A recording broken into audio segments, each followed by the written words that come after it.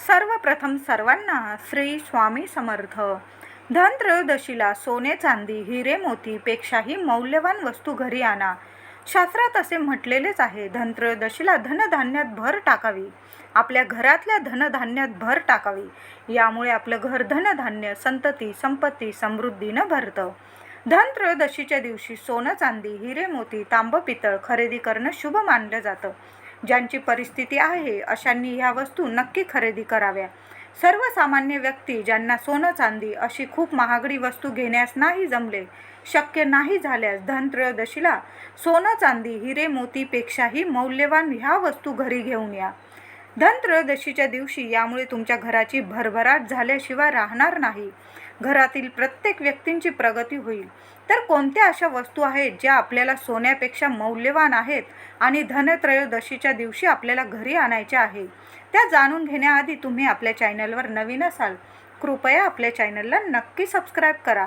10 November 2023 शुक्रवारी धनत्रयोदशी आलेली आहे. माता लक्ष्मीचा अतिशय प्रिय दिवस. या दिवशी विड्याची पानं आंब्याची पानं घरी घेऊन या आणि धनत्रयोदशीला ही पानं ठेवून पूजा करा.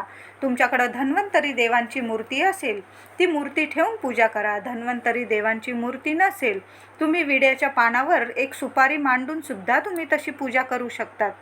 तर या दिवशी धनत्रयोदशीला ही पानं ठेवून पूजा करावी. आंब्याची डहाळी आणली असेल किंवा 5 पानं दारावर तोरण लावा. झेंडूची फुलं टाकून छानसं असं तोरण करून आपल्या दाराशी मुख्य दाराला लावा. यामुळे घरात आनंद सुख येईल, लक्ष्मी नांदेल. दुसरी गोष्ट ती म्हणजे अख्खे धने. प्रत्यक्ष माता लक्ष्मी आणि धन्वंतरी देवांचे प्रतीक असलेले अख्खे धने. धन्वंतरी देवता श्री विष्णूंचा 12वा अवतार आहे. म्हणून या दिवशी धन्वंतरी देवांबरोबर आपल्याला माता लक्ष्मीचे पूजन करायचे आहे. या दिवशी तुमच्या घरात जे धन असेल ते माता लक्ष्मी समोर ठेवून पूजा करा. आपण लक्ष्मी पूजनात तर ठेवून पूजा करतो, पण प्रथम धनत्रयोदशीच्या दिवशी नक्की पूजन करा. यावेळेस शुक्रवारी धनत्रयोदशी आलेली आहे. जेवढे पैसे दागिने असतील देवी लक्ष्मी समोर ठेवून याचे पूजन करा. त्याचबरोबर धने, या दिवशी पूजेत धने ठेवावे. मूठभर का होईना धने ठेवा. गूळ, खडी साखर आणि धन्यांचा प्रसाद पूजेत दाखवून घरातील सर्वांनी प्रसाद घ्यावा. हा धन्याचा प्रसाद इतर बाहेरील व्यक्तीस चुकूनही देऊ नका. स्त्रियांनी हा नियम अवश्य पाळा. धनत्रयोदशीला अख्खे धने खरेदी करून आणा. खूप भरभराट होईल तुमच्या घरात. तिसरी वस्तू ती म्हणजे लाह्या बत्तासे खरेदी करून आणा. ह्या दिवशी नैवेद्यात प्रसाद म्हणून ठेवणारे धनत्रयोदशीला आणि लक्ष्मी पूजनातील प्रसादाचे लाह्या बत्तासे या दिवशी म्हणजे धनत्रयोदशीच्या दिवशी खरेदी करून आणा. या वस्तू बाजारात जरी आधी विकायला आलेल्या असतील तरी आपल्याला ह्या मौल्यवान वस्तू शुक्रवारी धनत्रयोदशीच्या दिवशीच आणायच्या आहे.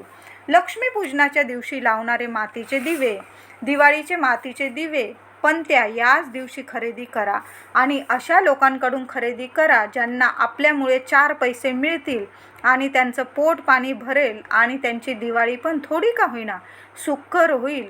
मोठ्या मोठ्या मॉलमधून मोठ्या मोठ्या दुकानांमधून खरेदी तर करतोच आपण, पण दिवाळीला अशा लोकांकडून खरेदी करावी. पंत्या दिवे ज्यांची दिवाळी आपल्यामुळे थोडी का होईना चांगली होईल आणि त्यांचे आशीर्वाद आपल्या लेकराबाळांना मिळेल. म्हणून अशा लोकांकडूनच दिवे किंवा काय माठ वगैरे तुम्हाला केरसुनी घ्यायची असेल, पण तोलमोल करत बसू नका. चुकीची गोष्ट आहे. थोडेसे दिवे आपण घेतो त्यांच्याकडून आणि त्यात पण तुम्ही तोलमोल करत असाल तर करू नका. जेवढ्याला सांगेल 20 रुपये 30 रुपये डझन तर नक्की घेऊन घ्या. झाडू खरेदी करताना तोलमोल अजिबात करू नका. आता धनत्रयोदशीला या दिवशी तांदूळ 1 किलो का होईना तुम्ही भरलेले असतील आपल्याकडं कोठ्या तांदूळ भरलेले असतात. मग आपण म्हणतो कशाला तांदूळ खरेदी करायचा, पण धनत्रयोदशीच्या दिवशी तुम्ही 1 किलो का होईना अख्खा तांदूळ नक्की खरेदी करून आणा. शुभ लाभ मानले जातात म्हणून अख्खा तांदूळ या दिवशी नक्की खरेदी करून आणा. विष्णूंचे प्रतीक आहे आणि या दिवशी विष्णूंचे आपण पूजन करतो, त्यांची आवडती वस्तू घरात आणतो, लक्ष्मी माता प्रसन्न होते. म्हणून तांदूळ नक्की खरेदी करून आणा. धनत्रयोदशीला सर्वात मौल्यवान वस्तू खरेदी करून घरी आणायची आहे ती म्हणजे मीठ. 10 रुपयाचं का होईना एक मिठाची पुडी किंवा जाडं मिठाचं पॅकेट या दिवशी खरेदी करून आणा. धनत्रयोदशीला घरात आणलेलं मीठ घरात सुख, संपत्ती, ऐश्वर्य, आरोग्य वाढवतं. जी व्यक्ती या दिवशी मीठ घरी घेऊन येते त्या व्यक्तीवर माता लक्ष्मीचा आशीर्वाद कायम राहतो. काही लोक लक्ष्मी पूजनात सुद्धा खडे मिठाची पूजा करतात. एका वाटीत खडं मीठ ठेवतात आणि देवी लक्ष्मी समोर ठेवून त्या मिठाची पूजा करतात. धनत्रयोदशीला खरेदी केलेलं मीठ जेवणात वापरल्यास घर धनधान्यानं भरतं. म्हणून आवर्जून या दिवशी खडं मीठ किंवा बारीक मीठ, एक मिठाची पुडी पॅकेट घरी नक्की घेऊन या. मिठाशिवाय सर्व पदार्थ अळणी, बेचव आहे. जीवनच अळणी आहे मी तर म्हणेल.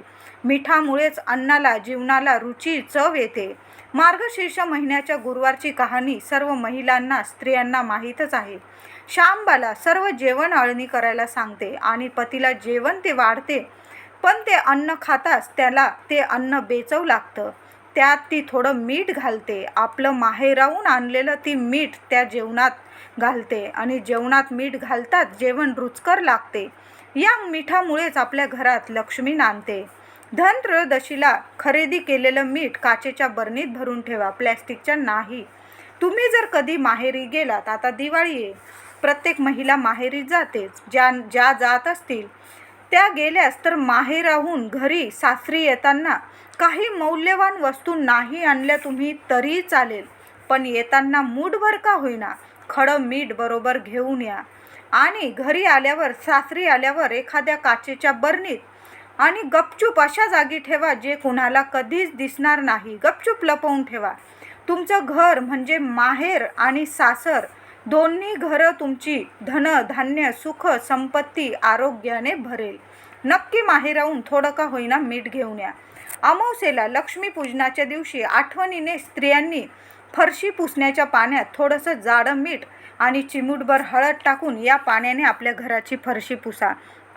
घरातील सर्व नकारात्मकता दूर होते. नजर दृष्ट लागलेली असेल ती दूर होते. वास्तू दोषसुद्धा दूर होतात.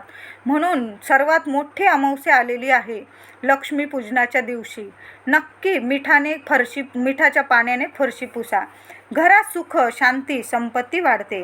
धनत्रयोदशीच्या दिवशी मीठ खरेदी करणाऱ्या व्यक्तीला आयुष्यात कधीही आर्थिक संकटांना सामोरं जावं लागत नाही. म्हणून आपण 10-20 रुपयाचं नक्की मीठ खरेदी करून आणा आणि अशा घरांमध्ये देवी लक्ष्मी सदैव प्रसन्न राहते. याच दिवशी तुम्ही लक्ष्मीपूजनाची केरसुनी, झाडू खरेदी करावा. यामुळे तुमच्या घरात ऐश्वर्य वाढेल.